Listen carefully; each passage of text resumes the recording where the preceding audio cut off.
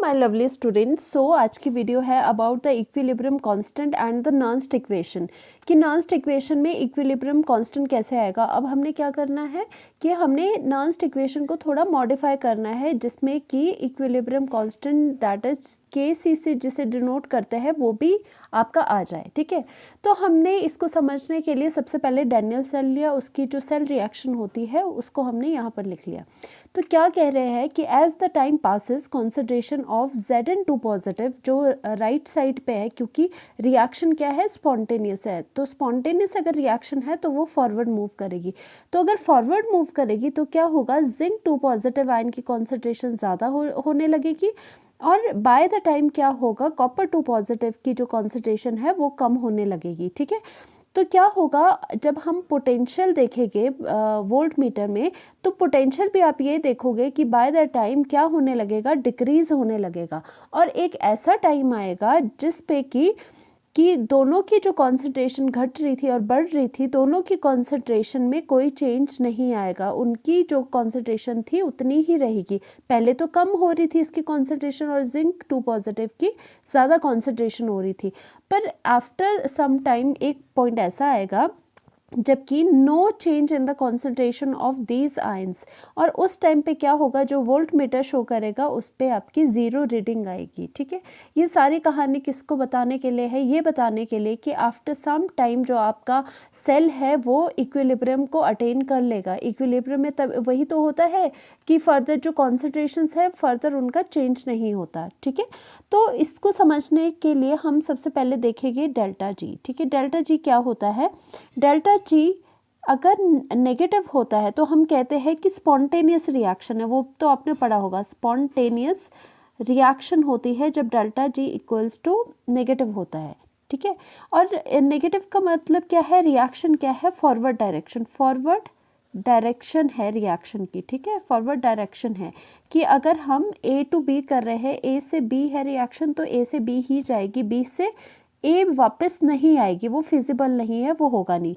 अगर delta G positive हुआ तो आपको पता है नॉन स्पॉन्टेनियस रिएक्शन होती है। ठीक है, नॉन स्पॉन्टेनिटी आती है इससे, ये आपको पता होगा थर्मोडायनेमिक्स में। नॉन स्पॉन्टेनियस रिएक्शन का मतलब क्या है, बैकवर्ड डायरेक्शन जाएगा, बैकवर्ड डायरेक्शन में जाएगी रिएक्शन। ठीक है, अगर अभी A to B जा रही थी तो दैट मीन्स क्या जाएगी, B to A आपकी रिएक्शन आएगी। और तीसरी कंडीशन आती है delta G equals to zero कब होता है, इसका मतलब जो आपका सिस्टम है वो आपका क्या है, वो इक्विलिब्रियम में है। ठीक है, वो आपका इक्विलिब्रियम में है, आपका delta G equals to zero होने पे। तो आपका क्या हो गया, इक्विलिब्रियम में आपको ये चीज़ पता चली कि जब इक्विलिब्रियम अटेन होता है, जैसे सेल में भी अटेन हो रहा है, तो इक्विलिब्रियम में आपको ये कंडीशन पता है कि डेल्टा जी उस केस में क्या हो रहा था, डेल्टा जी उस केस में इक्वल्स टू ज़ीरो होगा। ये चीज़ हमने यहाँ से देखी, इंपॉर्टेंट चीज़। ठीक है, आपको अब पता चल गया है, इस पूरी कहानी का मतलब यही है बताना कि delta G is equal to क्या हो जाएगा, इक्वल्स टू ज़ीरो हो जाएगा एट द इक्विलिब्रियम। और आपको एक और चीज़ पता होगी, ऑल्सो वी नो दैट, वैसे फर्दर आगे भी मैं बताऊंगी, बट आपको वैसे भी पता होना चाहिए कि डेल्टा जी की वैल्यू, डेल्टा जी का जो रिलेशन होता है वो क्या होता है, delta G equals to -NFE cell होता है। ठीक है, ई सेल होता है, मतलब डेल्टा जी का जो रिलेशन होता है ई सेल के साथ वो इस तरह का होता है। तो अगर at equilibrium if delta G is equals to zero होता है तो इसका मतलब क्या हो गया, आपने यहाँ से देखा तो इसका मतलब हो गया कि ई सेल जो है उसकी वैल्यू भी इज़ इक्वल्स टू ज़ीरो हो जाएगी।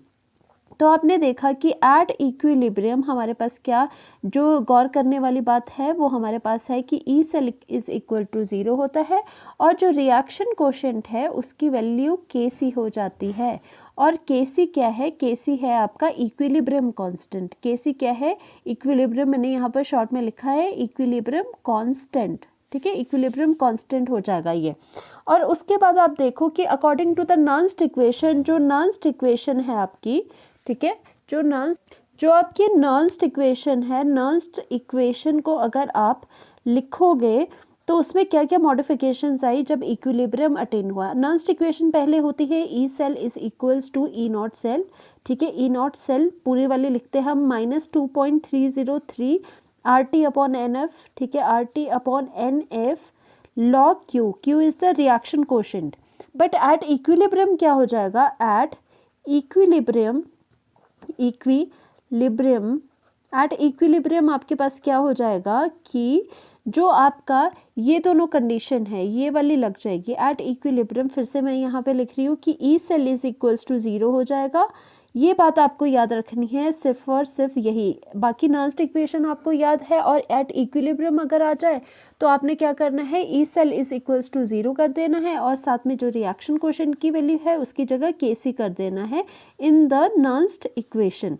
तो हमारे पास जो इक्वेशन बनी वो क्या आ गई, दिस इज इक्वल्स टू 0। अगर ये 0 हो जाएगा तो आपके पास क्या आएगा, अगर इस चीज़ को 0 कर दोगे तो ई सेल एक तरफ को रख दो, बाकी चीज़ें दूसरी तरफ को ले जाओ, आपको मिलेगा E naught cell is equals to 2.303 RT upon NF, और साथ ही साथ लॉग जो Q था उसकी जगह आपको Kc मिल गया क्योंकि आपने इक्विलिब्रियम कांस्टेंट लिखा। अब क्या हुआ, यहाँ पे इसकी वैल्यू इज इक्वल्स टू 0 हुई है, इसको इस तरफ रखो, माइनस दूसरी तरफ जाएगा तो यहाँ पे ये पॉजिटिव हो जाएगा। नाउ अब क्वेश्चन आता है कि Kc क्या होगा, Kc की वैल्यू क्या होगी। Kc की वैल्यू सेम होगी जैसे रिएक्शन कोशेंट होता था, सिर्फ नाम यहाँ पर चेंज हुआ है। Kc क्या हो जाएगा, Kc इज इक्वल्स टू, अगर आपकी रिएक्शन ये है, अगर आपने रिएक्शन ये वाली कंसिडर करी है तो इसके लिए अगर मैं Kc देखूँ तो क्या होता है, आयंस जो प्रोडक्ट में है डिवाइडेड बाय आयंस जो रिएक्टेंट में है raise to the power stoichiometric coefficient. तो यहाँ पे क्या आ जाएगा, जिंक 2 पॉजिटिव। सपोज अगर मैंने ये रिएक्शन ली है तो यहाँ पे ये कॉपर 2 पॉजिटिव आ जाएगा। ओके, Kc की वैल्यू वही होती है सेम जैसे इसकी होगी। तो आपके पास देखा जाए तो आपके पास ये एक रिलेशन मिल गया आपको, ई नॉट सेल एंड Kc के बीच में रिलेशन, या फिर कहे कि इक्विलिब्रियम, अगर इक्विलिब्रियम हो तो आपके पास किस तरह से ये नॉन्स्ट इक्वेशन आएगी। अब एक और मॉडिफिकेशन आती है एट 298 केल्विन, जो कि हम हमेशा करते ही है at room temperature. Room temperature में अब क्या हो जाएगा, आपको पता है रूम टेम्परेचर में टेम्परेचर की वैल्यू 298 केल्विन होती है। ओके, और उसके बाद क्या होता है कि जो ई नॉट सेल आपको पता होगा वो एज इट इज़ आप लिखोगे, और आपको ये पता था 2.303 R की वैल्यू डालते थे आप, टी की वैल्यू 298 केल्विन डालते थे, फैराडे की वैल्यू डालते थे, सिर्फ एन को रहने देते थे, बाकी इनकी वैल्यू क्या आती थी 0.0591 डिवाइडेड बाय एन। यहाँ पर भी उसी तरह से हो जाएगा, और लॉग यहाँ पर बेस 10 के साथ Kc आपकी वैल्यू आ जाएगी। तो ये जो रिलेशन है चाहो तो याद कर सकते हो, अगर याद नहीं हो रहा सिर्फ नॉन्स्ट इक्वेशन याद रखो, और इक्विलिब्रियम पे ये दोनों condition very very important, these are very very important conditions, और आपको पता होना चाहिए। तो अभी हमने क्या करा, हमने रिलेशन करा E cell and equilibrium constant पे। नेक्स्ट में हम करते हैं Gibbs free energy, EMF and equilibrium constant के तीनों के बीच का relationship. Thank you so much.